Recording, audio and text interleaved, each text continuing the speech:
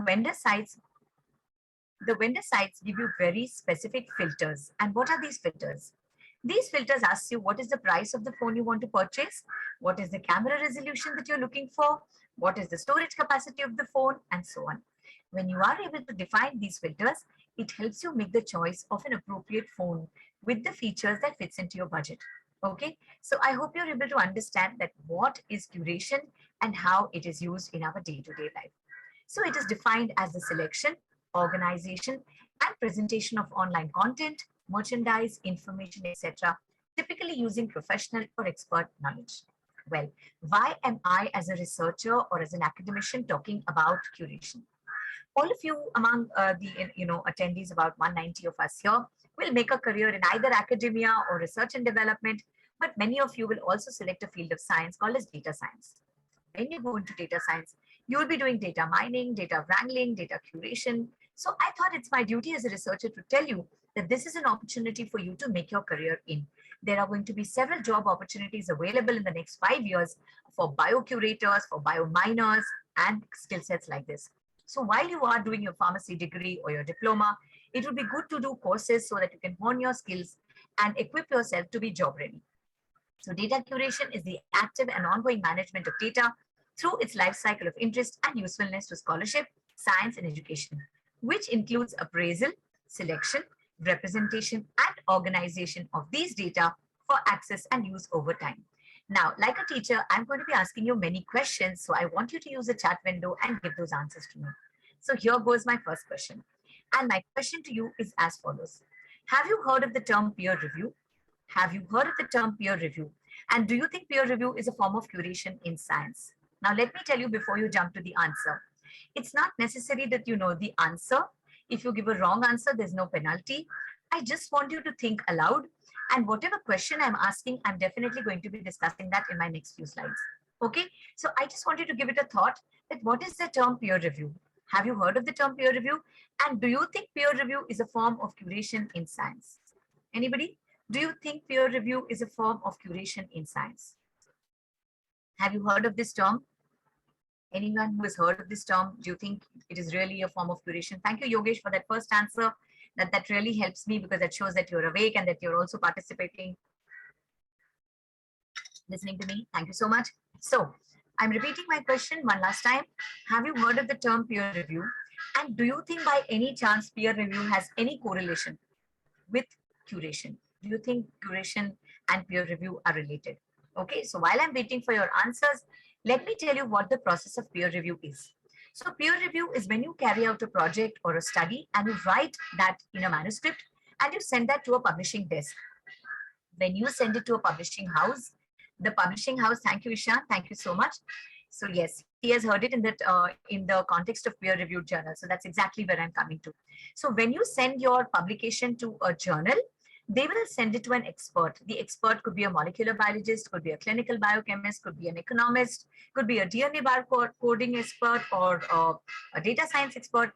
And this expert will go through your content and then say, yes, this study is good, it's valid, and it's good to go out in the public domain.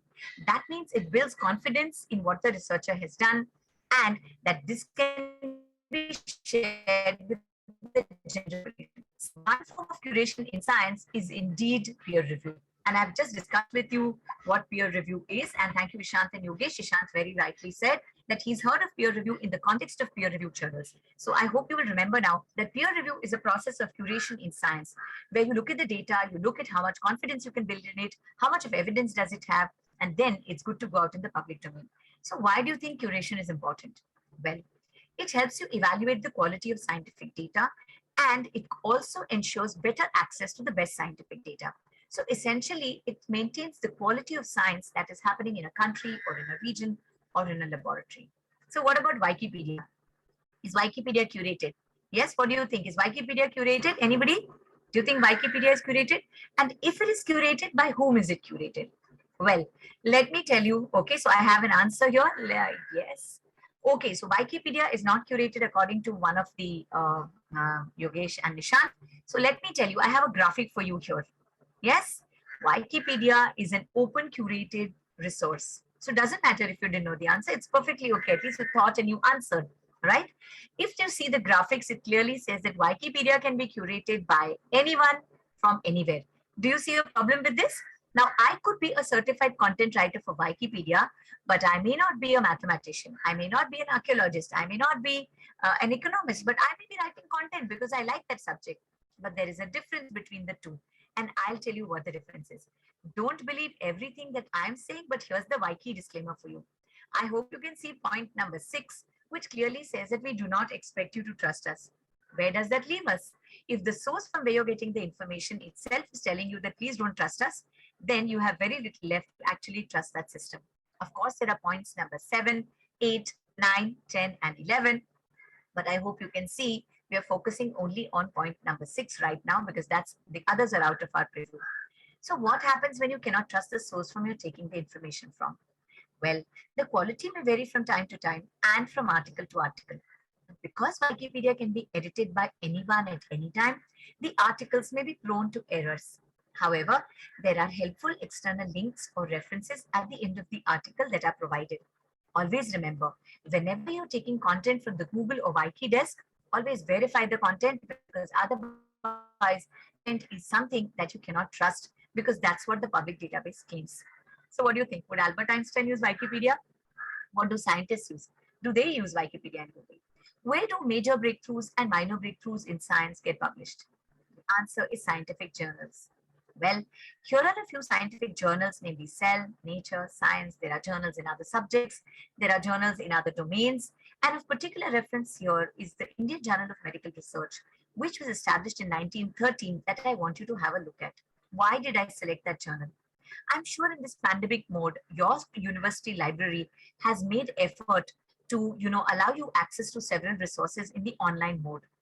The purpose of putting this here is to tell you that as a country, we have a culture of research and development. But if you want to make a place for yourself, a niche for yourself, in basic sciences, in applied sciences, or in allied sciences, you need to be very well read. You should have read all the relevant research papers in that subject or domain before you make an educated opinion on that particular topic. So here are a few slides on CRISPR. This is one of my favorite slides because I'm sure you all know last year in October 2020, Dr. Charpentier and Dr. Doudna won the Nobel Prize for their discovery of CRISPR-Cas. Why have I selected CRISPR-Cas? Well, CRISPR-Cas is one of the technologies where you can see this article that appears in the Financial Times, which announces the arrival of CRISPR-Cas as a therapeutic mode for beta thalassemia and sickle cell anemia. It's also important for you to know, in case you don't know what is CRISPR-Cas, CRISPR-Cas is a large genome editing technology. Large genome editing technology.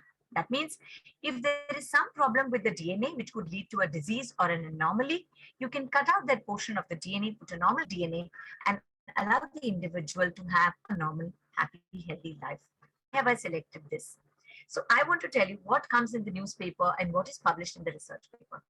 So while the newspaper makes the announcement of CRISPR, if you want more information about how the technique is carried out, what the experiments were done, which model systems were used, then, the newspaper article is not going to help you. You will have to go back and read the research papers to know what systems were used, what animal models were used, how the experiments were carried out, and so on.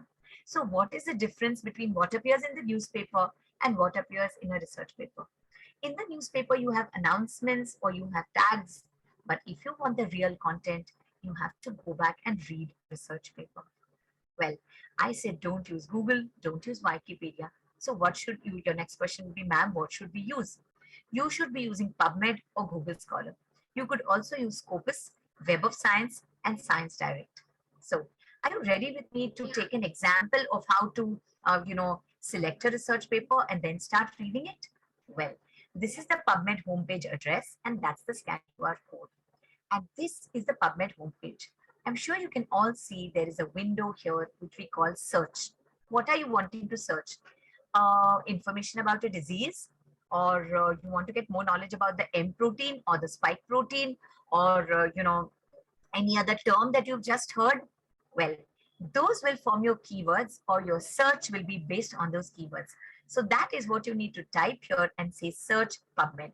So let's take an example of protein kinase C.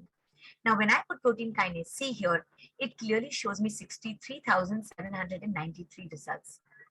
Too much or too big a number for me to even look at the title, forget the abstracts. So what do I do? Well, before I proceed for that, I want to tell you what happens when I put protein kinase C in Google. When I put protein kinase C in Google, it also lists Wikipedia as one of the sources. So I'm leaving this as an open-ended question that if you want to take information for science and technology, whether you should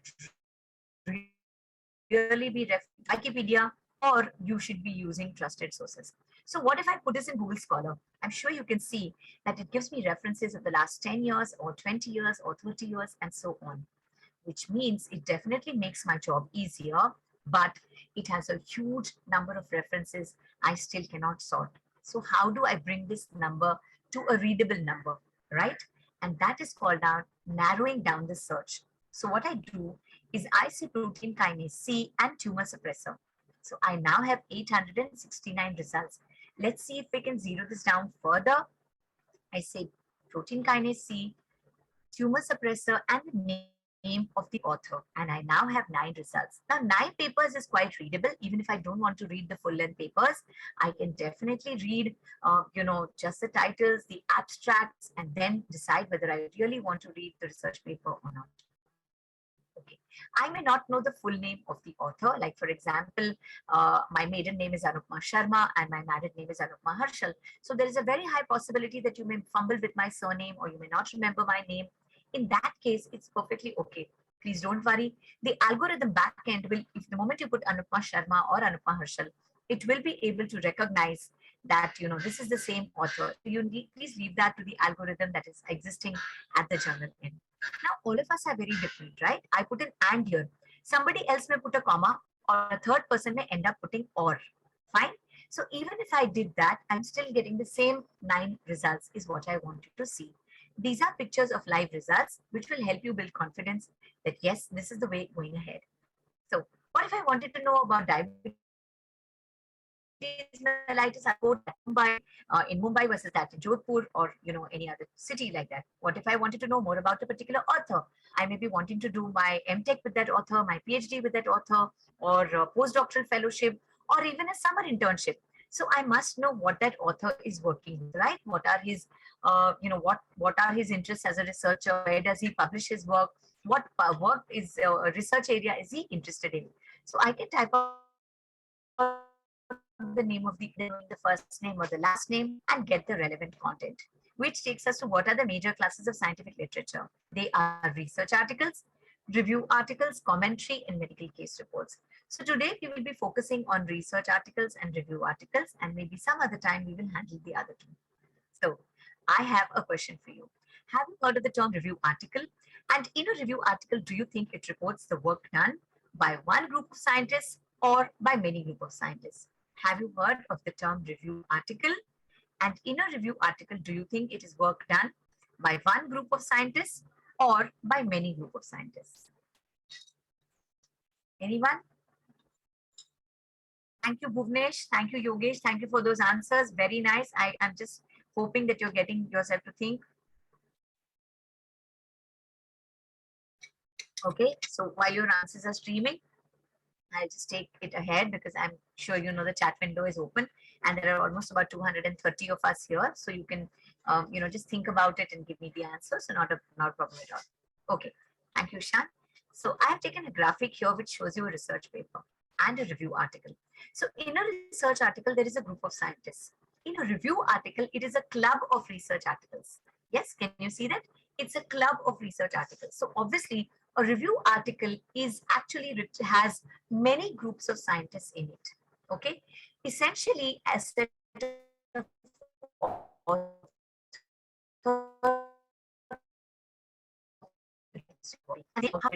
now this could be a thumbs up, that means it could be a very holistic opinion, or it could be a thumbs down, that means it could be a little biased opinion about all the content. So my question here is, students, what if you get a chance to read lots of research papers and make your own connections? Do you think this would be an interesting activity? Yes, the chat window is open. If there are any questions or doubts, you can put it there. So one of us will be picking up the questions towards the end of the topic. Okay. So what is it that a research article is divided into? What are the different segments? Well, a research article is divided into the title, the abstract, the introduction, materials and methods, results, conclusion, discussion, and references. Now, we'll take this one at a time. So the title. Now you can all see the title is a combination of words. It gets you attracted, whether it's a novel or a series or a movie or a research paper. The abstract, on the other hand, is a 150 to 250 word summary, or it's the dantaran, right? It's the trailer of the paper. Now, many times you would have seen that the trailer of the movie is very impressive, but when you actually go and see the movie, it's not so good. Either a song is missing or the storyline is completely different and you feel a little let down. Now, the same can be said about an abstract. Many a times the abstract will have a very tall claim, but when you go and read the paper, you won't find it there. So you need to understand what goes in the title, what goes in the abstract, and what is it in the paper that you can trust. So today I will be using this paper, which stems from Dr. Nagaraj Balasubramanian's lab. And this lab is called as the Cell Adhesion Lab at IISER Pune. The Cell Adhesion Lab works on CAMs and JAMs, namely cell adhesion molecules and junction adhesion molecules. Now, essentially, this is only for the reference of your friends and family, that if they want to engage in a BSMS program, an MS PhD program, or a postdoctoral fellowship, or a research internship, you need to check out the website of the 7 ICERs that are there all over the country. You can check out the work by individual scientists and see what domain they're working in. And if it interests you, definitely connect with them and look for the qualifying criteria. So the title summarizes the main idea of the research paper. It briefly describes the study. Read the title carefully and ask yourself, what do I understand, or do I really understand anything from this paper? Well, the abstract, on the other hand, I already told you, is the trailer of the paper. Now, the abstract will set the ball rolling. It will have the hypothesis, goal, or aim of the study. It will provide a brief overview of the methods and results. It will summarize the key results, and it will provide a short conclusion. So make notes of what you understand. Ask yourself, why do I want to read this paper further, or do I really want to read this paper further or not? Does it match with my interest? Am I going to learn anything from this? Is there any take home here? Which takes us to the introduction. Now, before I go into the introduction, let me tell you, as a student, I would feel introductions are very long, they're very lengthy, they're very boring. But later on, as a researcher, I realized why an introduction is long. So let me tell you the reasons, and then you decide what is it in the introduction that you should learn or remember or make a note of. Well, the introduction provides a background of the topic.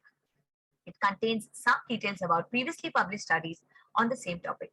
It highlights important missing information. It explains why the present study was conducted. It may or may not provide an overall approach, but it definitely sets a goal, aim, or hypothesis along with possible objectives. Okay, so whenever you've read the introduction of a paper, try to summarize the background in a few sentences for your own self, because when you want to discuss this with your guide or with your team, then instead of saying, oh, I read this paper, this paper had a new method, a new protocol, a new biomolecule. No, this is a summary of the paper, and this is what the paper had, and this is the paper we're going to be using while going ahead in our research. So make a summary for your own reference. It will help you going forward. What were the materials and methods needed to do these experiments? A list of those reagents, chemicals, drugs, and antibodies that were used, cell lines that were used, namely human cell lines, disease-specific cell lines, HeLa cell lines, B16 melanoma cell lines, and so on. Which animals were used for the study? Were they mice? Were they rats? Were they guinea pigs? And were human subjects engaged in the study? Always remember, if you want to publish your work, then having the consent of these human subjects is very important. Whenever you send your manuscript to the publishing desk, they'll ask you, have you got consent? Kindly send us the consent signed by the dean of your college or of your institute. Why and what does this mean? I'm sure you have a research committee or ethics committee which overlooks this. But I still thought on a student platform, it's good for you to know that whenever you engage human subjects for a study, you must take their consent, which means that, yes, I would like to participate in the study. But this puts a responsibility on you. Never reveal the names of the people and their choices. So supposing you're doing a survey on, cancer among people with family history, the kind of shampoo you use, the food products you use, and so on. So you can never say XYZ uses this shampoo or this food product. But what you can say is 50 people said they use this product, 20 people said they use this product. So it's essential for you to, protect their identity and not let it out in the public domain, because that may be very harmful. Okay, so here are a few examples I have taken, and I want you to see that in this case, they have taken lots of fine chemicals, and for each of these fine chemicals, they have given the name of the vendor and the catalog number. So they have given the name of the vendor, namely fibronectin was purchased from, you know, Sigma, and the catalog number and vendor for everybody has been given there. Okay, for everything that they have procured, they have mentioned there. So what if I was using a biological material? So in this case, they are using a GFP tagged plasmid. I hope you can see they have clearly given that this was procured from a scientist from NCBS, and this was procured from a scientist at NIH. The name of the scientist and the affiliation is given. As a researcher, I have always believed whenever you need help, there is a 3-letter word that you must use, and that's called ask, A-S-K. And you must never be scared of an answer, which is a 2-letter word, which is N-O, no. So you need to ask for help, and the researcher will automatically just send you a small amount of that moiety, and you can carry out your research at your institute. So what is there in the methods? Well, in the methods, you will find a list of the techniques used in the paper.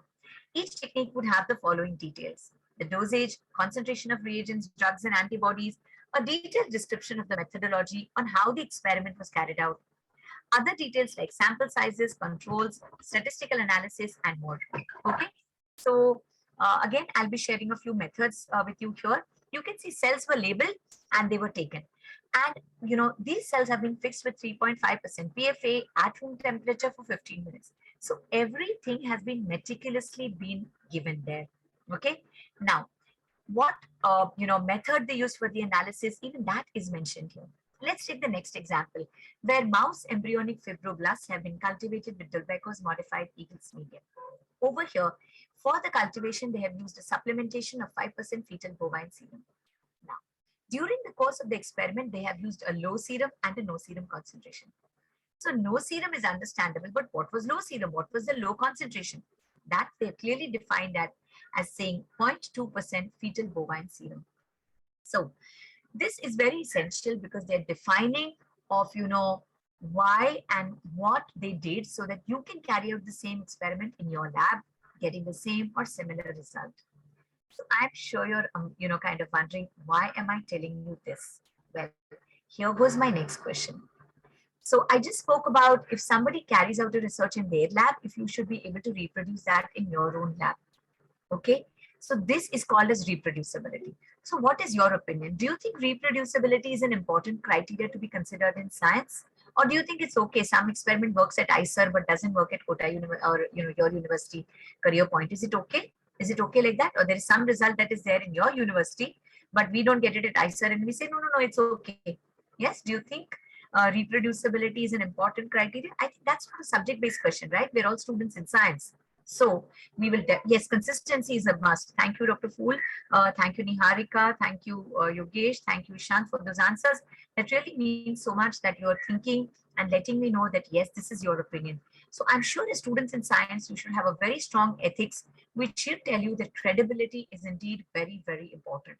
Yes, which means reproducibility is a very important criteria in science. You can't say it worked in my lab, but it doesn't work in your lab, then that's not science at all. Thank you very much for those answers. So why did I ask you that question? Yes, accuracy and precision are very important, Yogesh Kumar. Thank you so much. I hope you can see here the lady who is holding the flask at 37. Now, when you say 37 degrees, she's not sure if she should incubate it at 37 degrees Celsius or keep it at an angle of 37 degrees. Okay. Now, this could be the kind of confusion that could lead if you have not meticulously mentioned all the conditions in your materials and methods.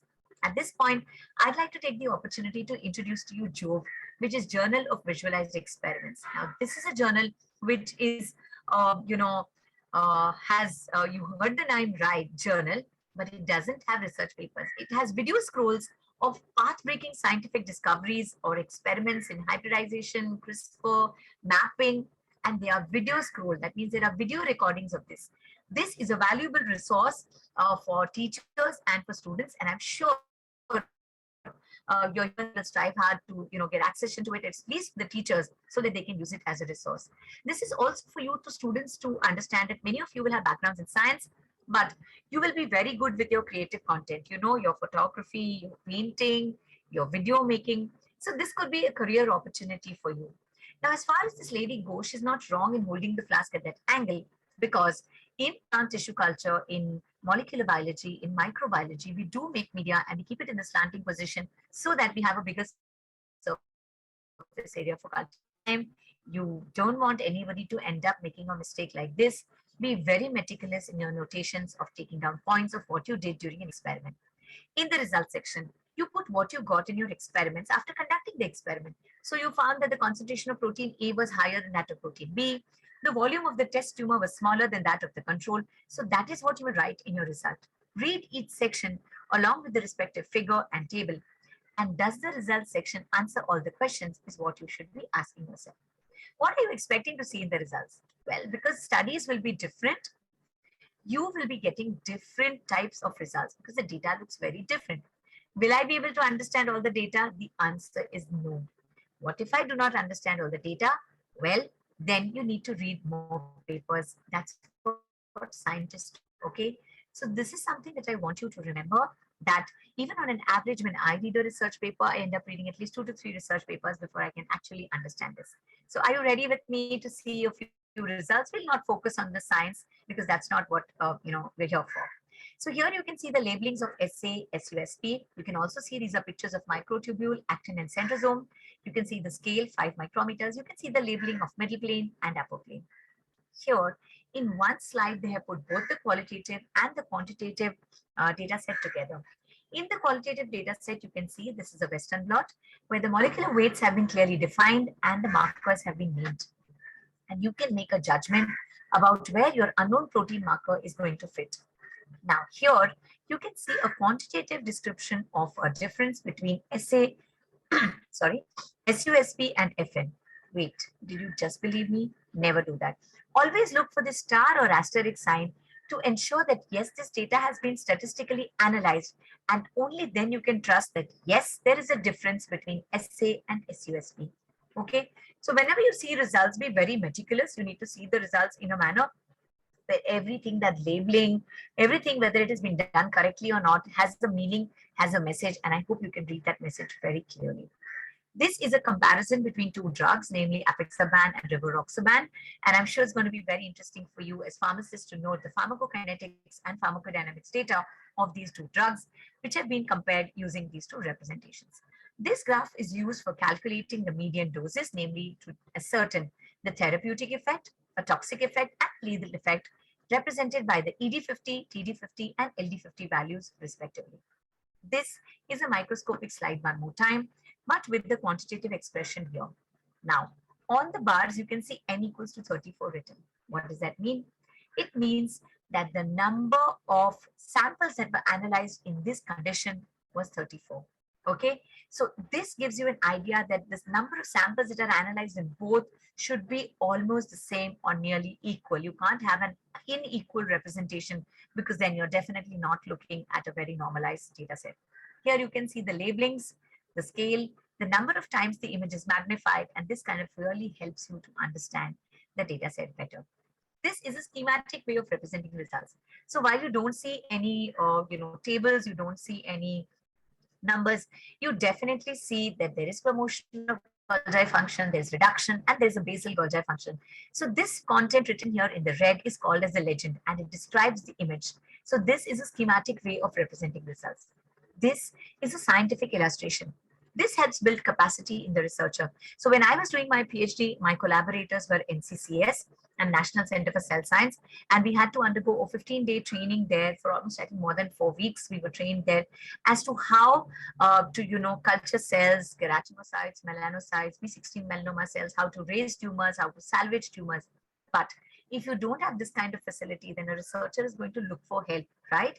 And this diagram clearly shows take 10 to the power 8 cells, inject it into the shank of the animal, raise the tumor, salvage the tumor, and sacrifice the animal. So this is how the illustration will actually define the scientific protocol for the researcher.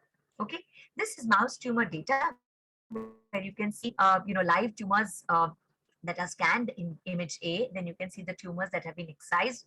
Then you can see day 0, day 5, day 12 images. And in the figure F, you can see a quantitative expression of this, data set that has been obtained. This is patient data. No pictures, no images, only dots. Each dot represents the IgG level of the patient in study that has been tabulated for the given experimental setup. Of course, you have even more specialized data like proteomics data and even more specialized data like genomics data. So ask yourself, are the results sufficient to prove the aim, goal, or hypothesis of the study? So you ask this question in the beginning, right? That what's the problem statement? What's the hypothesis? So when you reach the results, ask yourself, is this going to be, is the result answering that question? Is your result answering that question? Is there coherence? That means you ask the question and is there sync that the answer is, in sync with that. And that's called as coherence. So look for coherence in the study. What's there in the discussion? Why was the concentration of protein A higher than that of protein B? Why was the volume of the test tumor smaller than that of the control? So this is where you'll have to lay your hands and discuss that, maybe some pathways affected, maybe, some particular, the progression of the tumor is inhibited. So your biomolecule or dipeptide or, the drug that you're using is showing a great effect. Okay, so that is how you will discuss in your discussion. It could also be a comparison of results with previously published studies, also the strengths and limitations of the study, and maybe if you think the study has future implications of the study. Okay, conclusion. Now, please remember, many research papers don't have a valid conclusion, but that's perfectly okay. Sometimes the authors tend to explain the conclusion at the end of the discussion section. It is essentially a summary of the obtained results. Now, students, I just want you to remember one thing here. Many a times, what happens? We carry out the project and we don't get any results. So we don't get any, we have nothing to write, nothing to conclude. And what happens? We get demoralized. We go to our guide and say, I didn't get results. Should I write a report? Of course, you should write a report. Use the WWW model to write a report. What's that? What works well, right? Was your hypothesis not framed correctly? Was the model system you wanted to use not available? Was your lab not having an instrument or a biomolecule? Yes. This report will help your lab supervisor and it will tremendously benefit you because you will be a great problem solver that you already know why this research did not lead you further. Okay, that's my advice to you. And I've had students who've not done well in their research in their college projects, but they're at John Hopkins doing their PhD and their postdoctoral fellowship. So never feel let down. It's just perfect to not have results or get negative results for a particular project. So I have another question for you. And my question is, how many research papers have you read in the lockdown period that is extended from last March till date? How many research papers have you read in the lockdown period that has had almost 18 months on us? Yeah. Thank you, Bhuvnesh. I'm so happy that's an honest answer. And I must tell your teachers that this is the level of integrity that the country needs, that an honest admission is more important. But Bhuvnesh, you must tell me, do you think motivated after my lecture that you're likely to consider reading research papers? Do you think it's essential for a citizen, not for a scientist, to read research papers and add value to their profile? Yes. Thank you, Dr. Fool. More than 100 is expected. We're all researchers, so we read papers day in and day out. Thank you very much for those answers. Thank you, Bhuvnesh, for this affirmation. Please don't get offended. I just want to ensure that there is, some kind of interaction between us and that it's a fruitful interaction for all of us. So my next question is, how are you going to start reading a research papers? Bhuvnesh, again, my question is directed to you. I'm sure there are many students who are going to answer this. Since you've not read a research paper, what is going to be your step one before you start reading a research paper? How are you going to select that this is the research paper that I'm going to read? How will you decide that?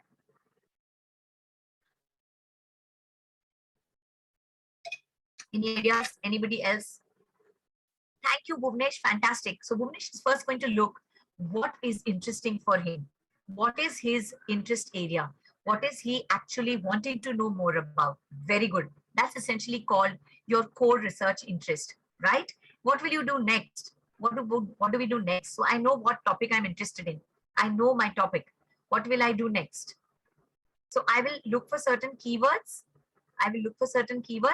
And where will I look for those keywords? Fantastic, Dr. Fool. Where will I look for those keywords? Definitely look to Keywords Varsha. Thank you so much. Where will I search for these keywords? Thank you, Niharika. Niharika, point well taken. Niharika says either PubMed or Google Scholar. Niharika, Varsha, thank you so much for these answers. Please go only to trusted sources because you can trust the content on these sources. Thank you, Hima. Depending on our need and the type, Then you will have a lot of references of the journal. Then you will make the journal selection, or you can actually select according to the title, the abstract of which is more close to what you're interested in. Thank you so much. Keep streaming those answers. That feels lovely to be connected with all of you. Thank you, Ishan. Scopus and Web of Science. Yes, indeed. So I hope you just got it that, you're going to have 2000, 2 lakh references. Then you're going to narrow it down. And finally, you will have your references, which you will be reading. So this reference, how we did it to be.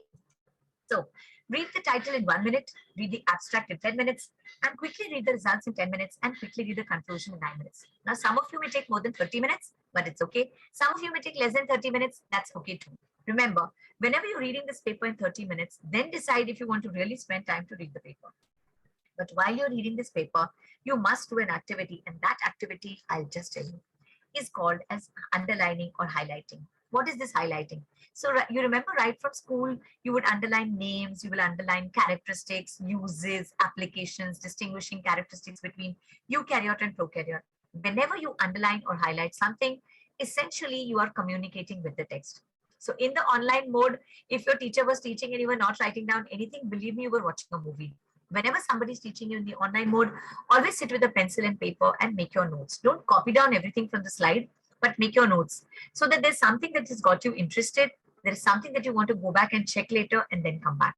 Okay. So always underline, and this is called as highlighting. So then what is annotation? So annotation is when you underline and in the margin you put an @ or put a plus sign or put, a dash or a dot. You know what happens then? You close the book.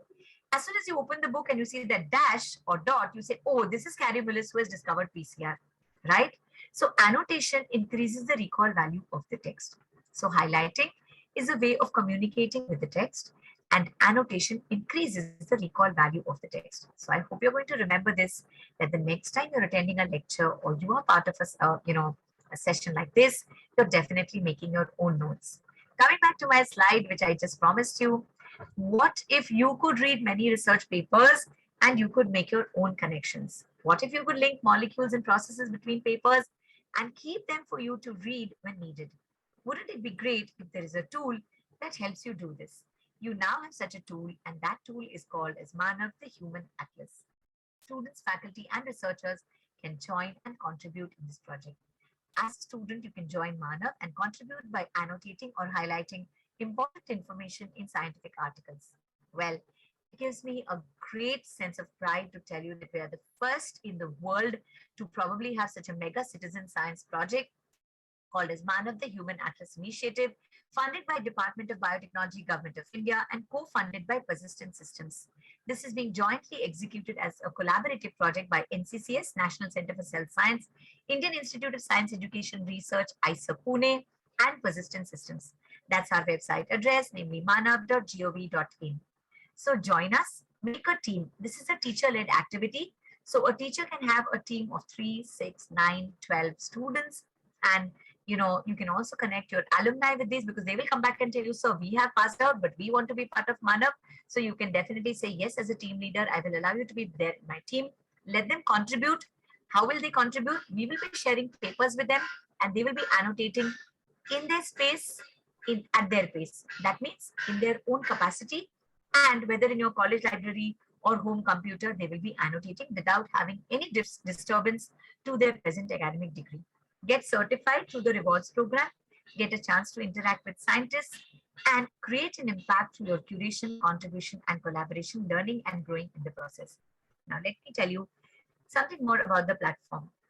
So the platform is up and ready, and it's a state-of-the-art platform. So you know how you would highlight something on a desk with the highlighter. You can just move your cursor on it, and that text will get annotated. And once you've annotated the text, you can check whether that annotation is relevant or it is irrelevant or it is frivolous. That's what we call.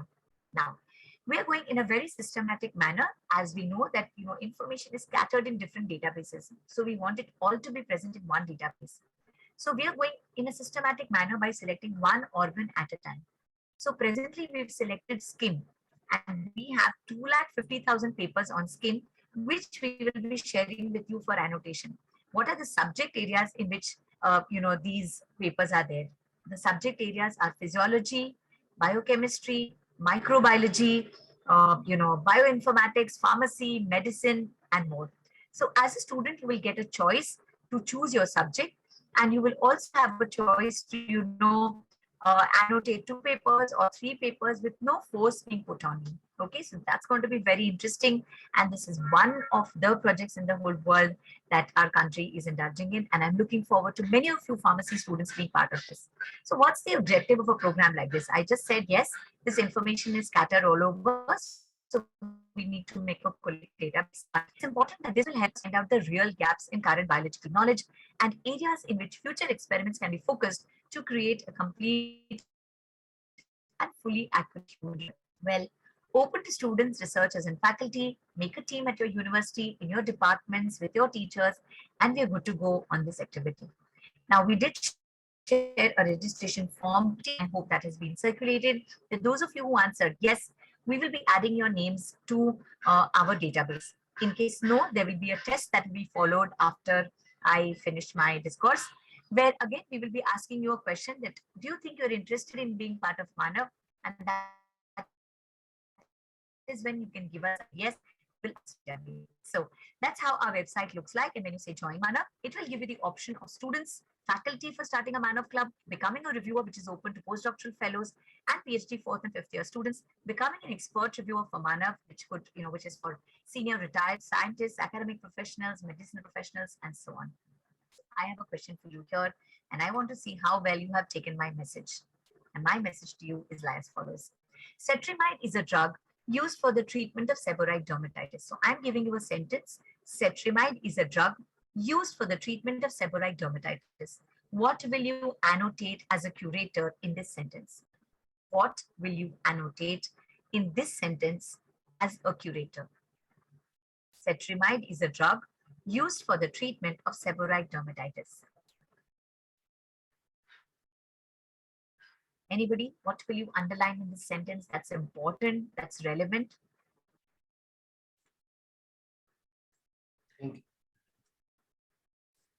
Anyone? Cetrimide is a drug used for the treatment of seborrheic dermatitis. I know you're just thinking about the sentence and the answers are going to start streaming. Anybody yet? Thank you, Niharika. Niharika says name of the drug and the disease. Thank you. That's amazing. Dr. Fool says name of the disease. So I hope you can see that even when I gave you just a sentence, thank you, Sheila, the name of the drug. So I hope you could see that the name of the drug and the disease is what's most relevant in the sentence. So when I give you a research paper, they're going to be very relevant. Thank you, Yogesh. Thank you, Sheila. Thank you for those answers. That really makes it so interactive and nice. Thanks, Meera. Meera says very nicely name of the drug and the treatment. Now, this is how you will be annotating. And these annotations will go through a process of expert review and reviewing so that only the relevant ones are added to a vast database, that will have an entity list of definitions, names of diseases, names of drugs, and then we will be developing ontologies backend, which is what we wanted to draw home from here. Okay. Thank you, Saurabh. Thank you, Varsha. Thank you, Rajat. Thank you so many of you who have answered.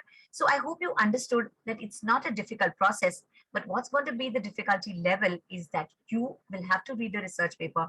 And believe me, neither your dean nor me, we are going to benefit from it. But when you read a research paper, you are going to be better as a researcher or a citizen of the world. Okay. So we're there on these social media handles. Namely on Twitter, we're there on Facebook, we're there on LinkedIn and Instagram. And I think Sir will agree with me that you are a young population and we are a young country. So we have a lot of opportunities which come for projects. We have a lot of opportunities coming from the Government of India desk, and we regularly share this. So all you need to do is go to our Facebook page, just like it, connect with it, and be connected so that we can share the opportunities with you. So how do we contribute in data science? Well, I'm so sorry, somebody's audio is just on. I'm just putting it off. I'm so sorry about that. Yeah. So essentially, what's our contribution to data science since I introduced you as a domain? Every Thursday, 4 to 5 p.m., we have data science webinar series. Now, what do we do in these webinar series? Well, these are 45-minute short modules where we speak about data science, where we speak about what skill set you will need, what are the applications of data science, what internships are available, which textbooks to read, and who are these scientists who talk. They are Dr. Lipi Thakral, Dr. Mohit Jolly, Dr. Gautam Menon, Dr. Ganesh Bagla, Dr. Baliga, all these erstwhile scientists of the country who are contributing and who are using these technologies, who are data scientists. So they will tell you. So you have missed about 34 modules. Please go to our YouTube channel, and every Saturday you decide this movie I'm going to watch, this series I'm going to watch. So do yourself good. Listen to these lectures and see whether with your pharmacy degree or with your academic degree, can you do additional courses so that you're more data literate and you're job ready. Believe me, my heart goes out to all the teachers, because the teachers don't know that they're preparing you for a job that even they don't know is going to exist. So it's a very challenging job for universities, for teachers to design curriculum, but it's also important for them to get you aware and know that these are the existing opportunities that you can make use of. Okay, so after this webinar, I'll try and share it in the chat window here itself, the link for the exam. Please do not get stressed about the exam at all. We just want to know what is the level of English you understand, so that we can give you papers only of that level. And secondly, were you paying attention in my lecture? Okay, that's the only thing. If there's a take home, the certificate is an auto-generated one. Please be very careful about your name. Your name should be correctly entered and your correct email address, because you're in a hurry and then the email won't reach you. And then we will have to fish out a certificate from about 10,000 certificates that we generate at ICER almost every day. Okay. When I share the link over here, the link may not work here. You may have to copy the link and put it in a separate window, and then you can operate it from there. Sign up and be a part of the Manav initiative. Thank you very much for being such a patient audience. And that's our email address. Even though I may not respond, I think Abhishek will endorse this, that I'm very bad to respond on phone. But definitely I'll ask somebody from my team to respond to you. manav.isapune@gmail.com. That's my email address. And thank you very much. I'll leave the forum open for questions, because I could see already a lot of questions here in the chat box. And I really hope that there was a lot of take home. So many of you said you have never read a research paper. So now I need an answer that, do you think maybe kal nahi, maybe not in 10 days, but you're going to consider reading a research paper? Do you think it's important to read a research paper? Not to be a scientist, but even just to be a common man, to be a citizen of the world. It's very important, because one newspaper will say A is good, one newspaper will say B is good. So do you think you're going to trust newspapers, or do you think you're going to go to well-curated sites? So again, I'm leaving that as an open-ended question. There are a lot of raised hands, so I hope one of us will just coordinate if there are any questions. I'm just opening the chat window so that I can see the questions, if any. Saurabh Sharma says how to read fully paid research papers. So Saurabh, you now have a contact at ICER. Just route it through Abhishek sir, and I will get you the paper. Please don't worry. At ICER, we have accession we're a central government institution. You can be happy you're collaborating with us. Just write to us. We completely believe at Government of India that there should be no inhibition for research. So just write to me through Abhishek, and I will share the paper with you. Okay, if that helps you going ahead. It is important to read research papers as it provides trusted and accurate. Thank you, Rajat. Thank you so much for that comment. I'm just going through the questions. Ishant, yes, ma'am, will read a paper today. Ishant, that's very nice. I hope you're going to give feedback to your teacher. There are just a few questions here. I will just physical therapy content. Ma'am, this website also includes physical therapy content. Ishant, I'm so sorry, but I don't get your question. Can you just reword your question? What does that mean? Physical therapy? I'm not so sure. Are you referring to medicine or therapeutics? Well, PubMed is like the boss of all the, you want anything. Like, for example, let me tell you, supposing somebody in your family is undergoing cancer treatment, or for treatment for ulcer, or for something. If you want to check, if you want to take a second opinion, if you want to read relevant literature, then you can go to PubMed and actually get papers in medicine. Please don't go to Google. Please don't go to Google, okay? That's not a trusted source, and that's not what I'm saying, but that's what Google and Wikipedia claim themselves in their disclaimer, okay? So I'm just going through the questions again.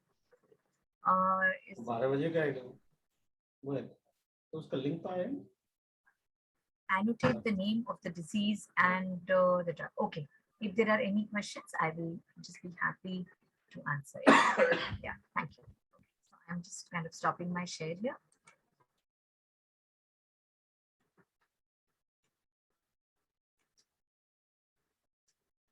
Thank you so much for those. And please don't worry.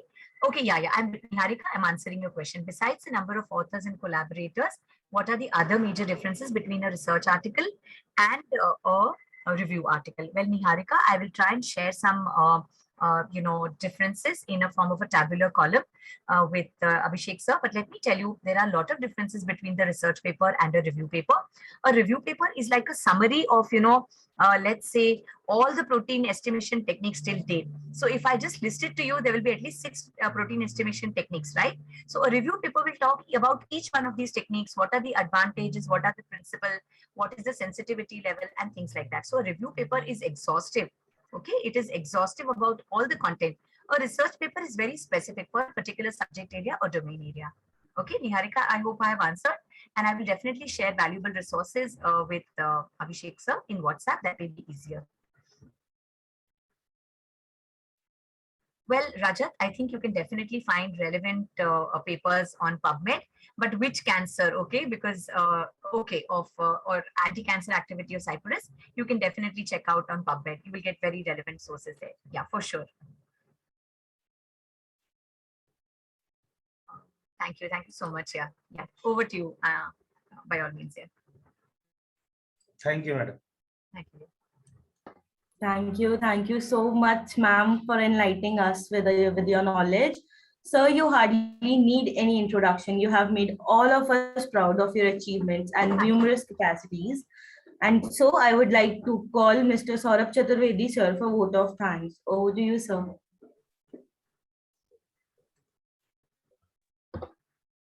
Thank you, Stuti. Thank you. Thanks for giving me the privilege to deliver the vote of thanks. It gives me immense pleasure to thank our honorable speaker, Dr. Anupama Harshil, who enlightened her, the audience, with valuable words and even guided us about each and every minutest detail which is required for reading a research paper or a review article. Ma'am, I'm definitely sure the audience will definitely get benefited with the knowledge which you have shared. Next, I would like to thank our Honorable Chancellor, Mr. Pramod Maheshwari, Honorable Pro Vice Chancellor, Dr. Gurudat Kakkar, Dean, Department of Pharmacy, Dr. M.K. Gupta, Registrar, Mr. Kamal Arora, who gave us this valuable platform on which we could listen, be a part of such an interactive webinar session. Next, I would like to thank all the faculty members of our department, notably Mrs. Harshita Jain, Mr. Nitin Nama, Mr. Chetan Kumar Dubey, Mr. Abhishek Nagar, Mr. Rahul Kumar Ancheria, who, with their valuable efforts, made this conference or webinar successful. Last but not least, I would like to thank all the patient audience, all the students, all the researchers who will definitely be benefited by this webinar in the future. Thank you. Thank you, ma'am. Thank you, everybody. If we could just put on our cameras for a few seconds, we can have a group photograph only if it is comfortable for everybody. We usually share these photographs on social media, tagging the principal scientific advisor to the Prime Minister. And he's very happy. He always, wants us to reach out to as many students as possible. In fact, today we have a very important meeting with him at 4 o'clock. And his first question will be, Anupma, which students did you talk to? So thank you so much for being such a lovely audience. Thank you, everybody, for, putting on your cameras. Thank you so much. Thank you. I'm just, I'm just taking a few photographs so that I can share it on. Yeah, thank you everybody for obliging. Yeah, thank you so much. Yeah.